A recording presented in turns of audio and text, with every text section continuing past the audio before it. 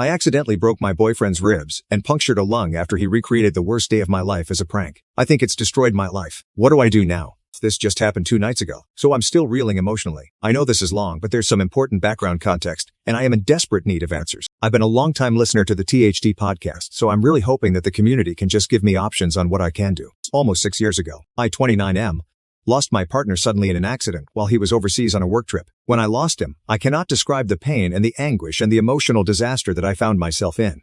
We planned a life together, and in a fraction of a second, it was all gone. Worse in the aftermath, I completely collapsed as a human. I left my career in healthcare. I couldn't leave my apartment for 3 months. I lost 60 pounds and was already really skinny, and I just shut down.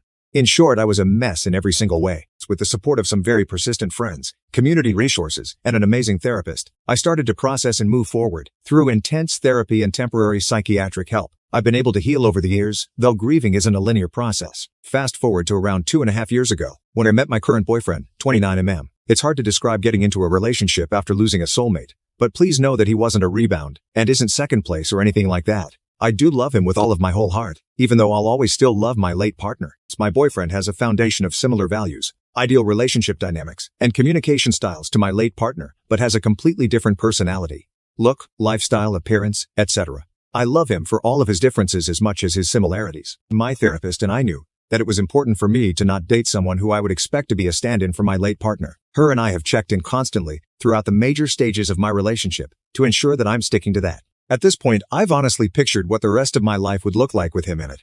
And he said the same. He was also the most understanding boyfriend when I first told him about my late partner's passing and my grieving journey. If there was a textbook way to handle the situation, he could have written the whole thing. I truly could not have asked for a better boyfriend. That was until yesterday. My boyfriend likes to play pranks on me, and he's even filmed some of them to upload online. It's not a constant thing or frequent enough for me to always be on my toes, and I've always said that I'm prone to weird things happening to me, so I'm never the wiser when I'm being pranked. For sake of anonymity, I won't go into details on previous pranks he's pulled, because a few have gotten quite a large number of views, but they're mostly harmless, annoying, etc. As much as I hate being pranked at the moment, he's never gone too far. He's always checked in on me. He gets my permission to post them and all that. I guess I should say that he had never gone too far until yesterday. He texted me in the morning to confirm dinner plans we had that evening, and I replied asking if he needed me to pick up anything on my way home from work. At least twice a month, he cooks us an elaborate dinner. I'm talking about coordinated wine pairings, 5 courses, tasting menus, things like that. Like I said, he's a perfect boyfriend. I plan to FaceTime him at lunch like I always do, so no big deal. Well, he didn't answer me at lunch. No big deal, he's probably busy. I sent him a couple more texts after lunch, just random stuff, but he never responded. And when I finished work, my phone showed he never even read them. I got a little anxious, admittedly, but pushed it aside. I don't need to hear from him constantly, but a sudden break in our routine feels weird because he always tells me in advance when something is going on, or if he's busy. Always. He also always forgets something for the dinners he makes us and asks me to grab something on the way home. Always. Not today though. Anyway, I drove to his apartment from work and let myself in with the key he gave me. I expected to hear music, smell some dinner or something, but it was completely silent. I put my stuff down on the hall bench and walked toward the kitchen. I saw grocery bags at the kitchen's entrance, which I thought was weird.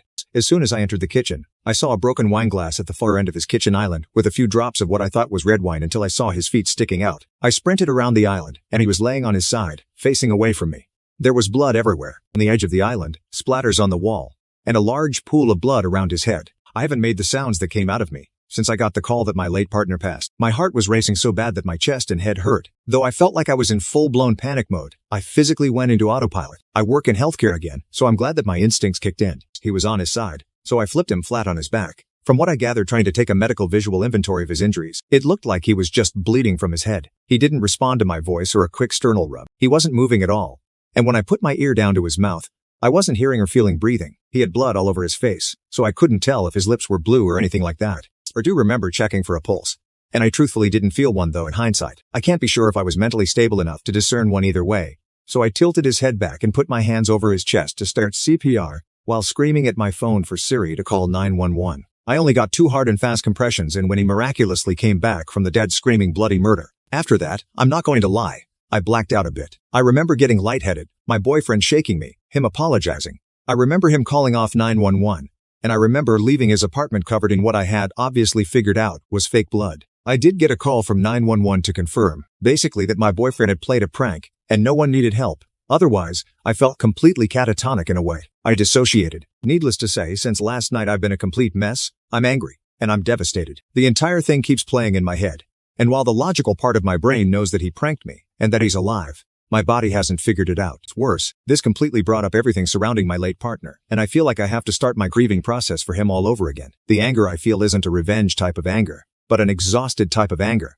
The rage is so strong and intense that it's taken every ounce of energy away to act on any of it. I guess that's a good thing. My boyfriend has tried calling me over 40 times. He sent me too many text accounts. He even came over to try to talk to me that same night.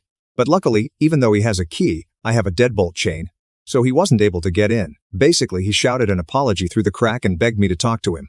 My neighbors shoot him off after a while. My friends have also messaged me to ask if I was safe, saying he contacted them and told them everything. I've only texted one of my friends back. I have a therapy appointment tomorrow, but I just need to crowdsource thoughts right now. My boyfriend's sister called me this morning, in tears apologizing on her brother's behalf, and told me how sorry he is. She said that if he would have told her about the prank beforehand, she would shoot him out for even thinking of the idea. Their parents were horrified as well, and have said that they are here to support me in whatever way I need. His sister told me that he had come over to her house after I didn't let him into my place, and he was having a major anxiety attack with chest pain, racing heartbeat, and trouble breathing. It was so bad that she took him to the ER, where they learned that I had fractured a couple of his ribs while attempting to give him what I thought was life-saving CPR, and in the process had also punctured a lung.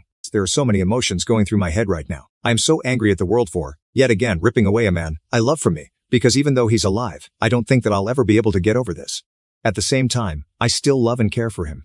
It's like all I want to do is rush to the hospital to be by his side, while at the same time feel like the sight of him would make me sick. He disgusts me in every way, yet the thought of being without him breaks me in ways I can't explain. What should I do? Is there any possible way for me to heal from this? Do I even consider trying to fix things with him? Do I even want to make this work? Was this entire relationship a facade that he built up to sell a prank that is so personal and cruel and disgusting? Why would he do something that he knew would destroy me so thoroughly? What did I do to him that made him think that I deserve this?